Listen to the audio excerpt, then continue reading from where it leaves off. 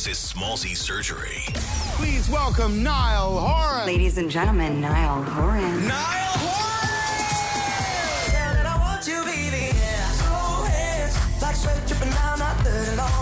This is Niall Horan here, taking over Smallzy Surgery.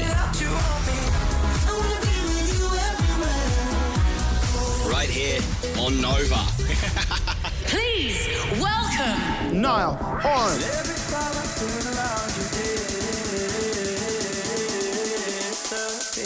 All right, the big man is back on the show. The new song is out right now. Everyone, please make it well. Niall's back.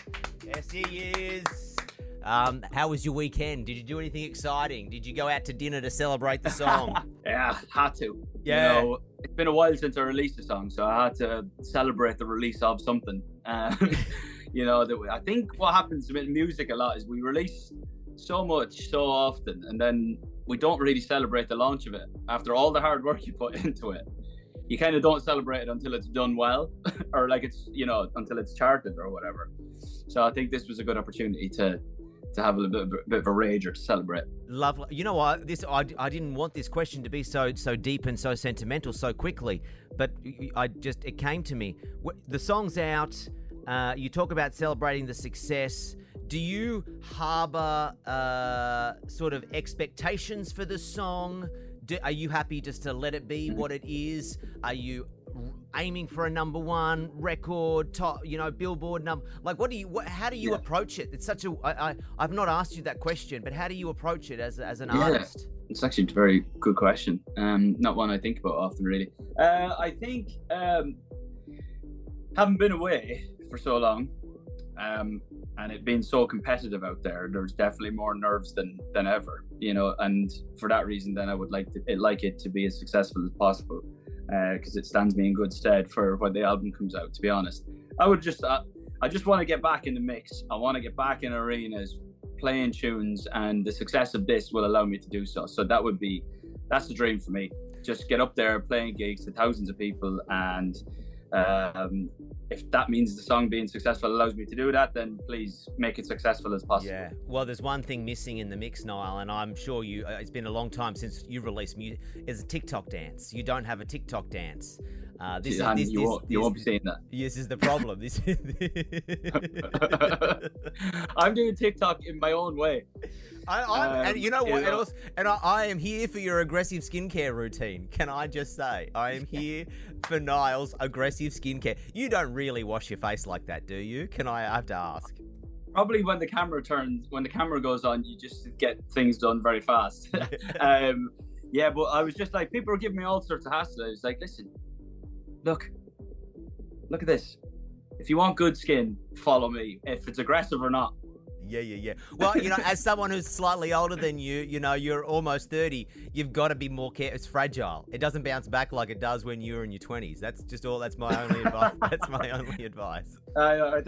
That's a good tip. Thanks. Okay, let's go some questions. The song Heaven out now. Fan theories abound. I don't know what you can tell me about the record. I don't know if you can tell me how many songs are on it. You just tell me what you want to tell. Mm-hmm. So the album is called The Show, and The Show is basically where the album started. I was at home during the lockdown doing nothing for ages, kind of trying not to be creative and rebelling against the fact that my album just came out and then we went into lockdown. Yeah. So I was sat at home and I just sat down on the piano one day and started playing these three chords, and then wrote this song at home during the pandemic, and that's where it started from. And it's kind of Heaven and The Show are kind of where what makes the album, really, because it's basically saying life is like a show. Yeah. Life is like, you know, things happen and then there's a bit of a storyline throughout, but it's kind of like, when you hear the lyrics you'll understand a bit more, but it's kind of all like just about, it's basically kind of all living in the cliche of living in the moment, basically, and that's where the album idea came from, really. No, I like the sound of that. Tell me, are you... I saw the candles going around as like a gift, that like a fan promo gift. Your candle thing was brilliant. Oh, thank you. I got it. I don't know if anyone doesn't know, but everyone in Australia was like, "Where's the Niall candle?" And I got one, and I don't know what everyone was complaining about. Do you enjoy? I've never asked this. Do you enjoy scented candles? The older you get, the more you appreciate things like that. Oh God, I'm obsessed with candles. Yeah. There's a few candles in every room in my house. Sure. I've always kind of been into it, to be honest. Okay. I always bring candles with me and put them in hotel rooms. Nice. When I go there, just makes you feel like you're at home a little bit. You need those things when you live out of a suitcase. Yeah, I love the scent of candle. Yeah. What other promo merch have you thought about for the album release? Because I mean, it's very. I mean, the music is important, yes, but the promo merch is just as important in 2023. What goodies can we get Niall's name put on? I like where you started with the candles. Have you got any other ideas? Well, in one day we used to do toothbrushes, toothpaste. I don't know if I'll be going that far. No, I was just going to say, I don't think there's not a product they didn't put their name on back in the day. I don't think there's a thing you didn't put the 1D brand on back in the day. We had sellotape. We had it all. But no, I don't think I'll be going that far. I think the fans have kind of grown up a little bit. Yeah. From, I remember actually one time I went to who was playing? What concert was it? Oh, Ariana Grande was playing at the Forum in LA. Yeah. And I was in this backstage area, and Kim Kardashian was there, and she was with her daughter North, and she said Kim came over and said hello, and we were chatting, and then North was playing some games in the corner, and then Kim was like, she introduced me. She was like, "This is Niall. You know Niall from the Singing Toothbrush." The Singing Toothbrush. Yeah. That is fantastic. Is that my life? That's what you've become. Do you ever, like, I mean, this is like, I guess, you know, as you approach your third solo record and your birthday later this year, do you have a chance to reflect on those moments? At least I know I spent the last couple of years where everything stopped, just being so appreciative of all the wild things I got to do, and someone, you know, would have done. I mean, stories like that, we all have them, I suppose, but nothing. I don't have I don't have Kim Kardashian telling North, "Hey, here's the guy that talks out of the toothbrush." But you know, you must have some like wild memories when you stop and reflect. Oh yeah, I think the pandemic was good for that, because as I said, it's the only time really that I'd had like actual time off for a long time. I know it's a strange thing to say during the pandemic, and it was very sad, obviously, but it was the first time that I'd actually sat still for more than probably a few weeks in my life, or definitely in the last 12, 13 years. And you think back of all the stuff that I've been able to do and things like that, and the pandemic was good for that. And I think that's where half the album came from, really. Yeah, it was kind of the show is kind of me kind of looking back and appreciating everything we've got, and you know, and that kind of thing. So yeah, nice. There was some good thinking time. No, I like that. Do you have any other random celebrities bringing their children up to you? I just like the way Kim Kardashian's name just fell out your mouth like it was nothing. It's like, that was Kim Kardashian bringing her kid over because they know, like, for me, obviously I've known you for so long that I just find it wild that there's the celebrities that are here and that we don't know and that feel untouchable. They're just like everyone else, and they're like, oh shit, they're actually aware. They actually know. Yeah, that's what it is. Like, I've always noticed that, like, the bigger the star, the nicer they are. Yeah. It's what I've gathered over the years, and I've probably said that to you previously. It's kind of like, at the end of the day, it's how people view them. You know, it's not so much how they are. You know, it's kind of, they're all really nice, decent people, and well, some of them. Some of them. Anyway. Some of them. Yeah. Some of them. For the most part. It looks like I've had some run-ins over the years, so we won't go into that. I'm sure you have. You know who's a lovely guy, Lewis Capaldi.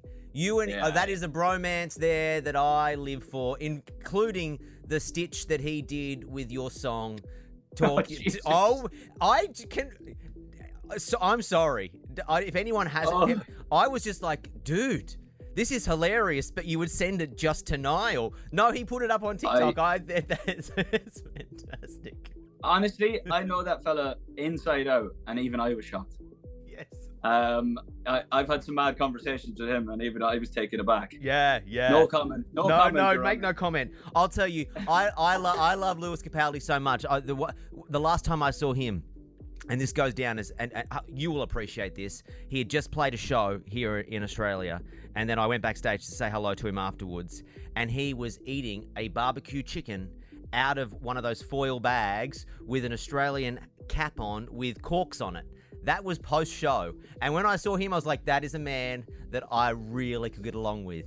Eating a barbecue chicken after a show like that. Good on you, sir. Probably in his underwear or something. With his hands. I forgot to mention with his hands. It was in his, just like this. It was fantastic. Yeah, no, he's us. The old Celtic thing, the Irish-Scottish relationships are strong. We're very similar people, and to be fair, that's why the Aussies get along with us, because we're all from the same stuff, you know? Yeah, absolutely. Hey, I want to ask, obviously the album on the way, the song is out, fans going to want to know, Australia tour, is anything being planned? Are you talking any dates? Are you just waiting, watching and seeing? Yeah, it's kind of waiting, having conversations with my agent as we speak, about all that kind of stuff, and about when we're going to start, where it's going to start, when I'm going to get to different parts of the world. Obviously, if I tour, there's no doubt that Australia will be on that list. It always is. It never will not be. So, yeah, I would love to come down. I'd love to be there now, to be honest. Like, it's sad that I haven't been able to get down in so long. And yeah, I just need to sort out some plans, you know, doing The Voice, so that's busy. Oh yeah, how is that? How is that being, sorry, The Voice, for everyone who doesn't know, you're doing The Voice in the US. How is it judging talent? Does it feel like a very strange role reversal? Yeah, it's mad. I was a bit shocked actually when I got the call. I was like, you know, because it's a huge show in the States. It's big, and I was a bit taken aback that I was given the opportunity. But it's cool to be on that side of things, and also scary and horrible at the same time. The easy part is sitting there in your chair and pressing the button. The hardest part is when you have a team and you have to start letting people go. And I'm kind of in that process now as we shoot the show. Obviously, it's not all live, so I could say that. But yeah, it's like I do have that empathy though, because I've been there a lot. You know, back over the years, having, you know, your future in someone else's hands, and now I'm kind of doing that thing, and it's a strange feeling. Just and don't like, there's let really young people. Don't let the wrong one go. Don't be the guy that let go the big pop star. But you know the thing about it is, like, rue the day you let them go, and it'll come back and bite you, like the clips do from the good old days. That's what, I know, but this is what I'm talking about. It's like there's always going to be people that think I made the wrong decision, and I'm going to have to live with that. Like, I would be sitting there, and no joke, I've sat there and made a decision as the word came out of my mouth. And when they're like, Carson Daly's like, who would you like to blah, blah, and I'm like, like, it's on a show like The Voice, they're everyone we get to see, we see like 80 people or whatever, 90 people. And all of them are unbelievable. They're not like, there's no bad singers that really come on. Yeah, sure. So that's why it's even hard. Yeah, no, I can imagine. All right, Niall, before we let you go, dude, thank you so much for hanging out with us. We very much appreciate it. I put the call out on. Actually, I should film some of this. Sorry, because you know how they yell. I've seen this. You know how I've seen it on your TikTok. You've asked people to ask questions. I have, because, you know, I don't know about you, but everyone like screams at us saying, "Hey, do some more social content. Make sure you put a TikTok video up." So, are we ready to roll some TikTok videos? You'll hear them, and then maybe you can react to it, and then we can get some answers to some questions. You ready to go? First one is from this is from the Candle Girl. They got that I stitched. Here we go. Hello, Smallsy and Niall, I guess. I have a lot of questions that I would love the answer to, but on the very top of my list would have to be Niall. What would you like your fan base to be called? There is a lot of discourse, especially on Twitter, about what our fandom name is. Is it Lovers? Is it Horan Dogs? Is it Nihilers? Is it Nihilees? Annihilators? And no one agrees with each other. And yeah, if you could clear this up, it would be amazing, because I don't know if you know this, but you're used her Niall full 60 Horan. seconds. So it's only fair you get to actually name your fan base. Okay, there we go. Let's clear it up. Yeah, I'm live on Australian radio. Let's sort this out. This, by the way, she's brilliant on TikTok. She cracks me up. All right. But also, she sounded like she was in bed. Look, you know, don't question where people make their TikToks. No, okay. It was all very. Don't question. It was very. So it was just so sultry. Yeah. And like, we just wanna know what our name is. She's brilliant. She cracks me up. I think we should be called the lovers. The lovers. I like that. The horn dogs wasn't working for me. That was a bit aggressive. Yeah, that was very Jimmy Kimmel centric. So, but I think the lovers thing is good because it just started where I was like, I would tweet if I hadn't tweeted in ages. I would just tweet saying, "Hello, lovers." I like that. And they would respond, and it kind of came from that. No. I kind of made that one up myself. I don't really know how. No, we're answering all the. I like that, answering all the big questions. Let's go to another one here. This is from Elena. Hi Niall. My question for you is: will you be releasing a second single or the album next? Ooh, that's a question and a half. Do you even know the answer to that question? No, I don't even know really. you know the answer. We'll see how heaven goes, yeah? If it goes well, then yeah. If not, I'm leaving. Okay. There you heard it. Make sure it goes well. I think we're going to go, let's go this one. This is Leah. Hi, my name is Leah and I'm from Sydney, and I would like to know if Niall has any collabs on his new album with Lewis Capaldi or anyone else, and if he's coming to Australia soon. All right. Can I say if there's any collabs on it? I don't know if I can say that. Okay. No, don't. Don't give away anything that's going to get you into trouble or me into trouble.